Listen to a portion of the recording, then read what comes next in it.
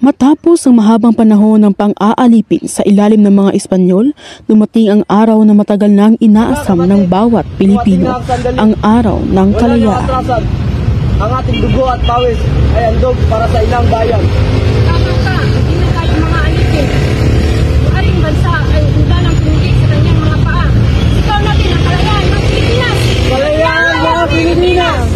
Para sa ating mga anak, para sa kinabukasan, isang bansang malaya, isang bayan na may dangal.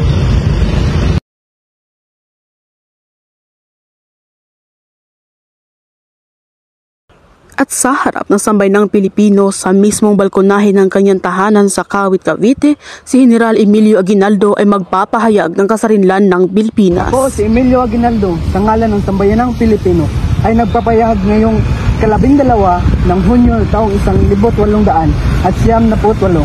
na ang Pilipinas ay malaya at nagsariling bansa.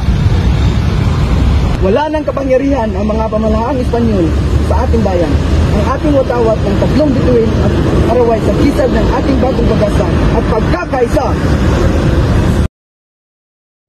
Sa unang pagkakataon, itinataas ang ating bandila bilang sagisag ng bagong bansa at kasabay nito tinugtog ang Marcha Pilipina Magdalo na kalaunan ay naging pambansang awit ng Pilipinas ang lupang hinirang.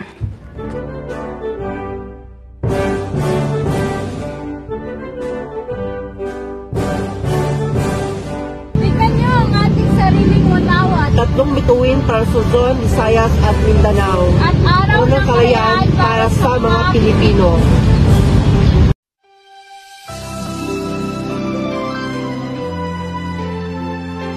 Sa wakas, malaya na tayo. Ang dugo ng ating mga bayani ay hindi nasayang.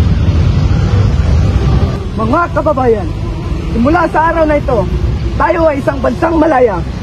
Tayo ay mga Pilipino at ang ating kalayaan ay ating ipagtatanggol. Kahit kailanman, lahat, mabuhay ang kalayaan! Mabuhay ang kalayaan! Mabuhay ang Pilipino! Mabuhay ang Pilipino!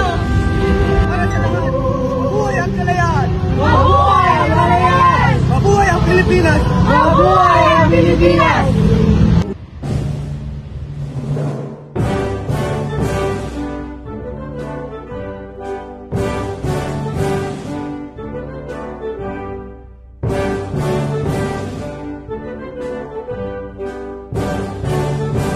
Mula noon na ika-20 ng Hunyo ay mananatiling sagradong araw, ang araw ng kalayaan, araw na isinilang ang bansang Pilipinas.